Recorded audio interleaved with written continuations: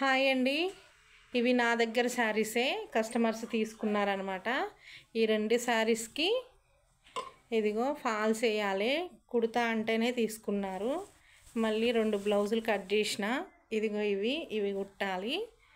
ఇది కూడా నా దగ్గర తీసుకున్న బ్లౌజ్ పీసే అనమాట. ఇదిగో ఇంకో బ్లౌజ్ ఏమో సగం కుట్టిన, ఈరోజు కుట్టాల్సినవి ఇవి.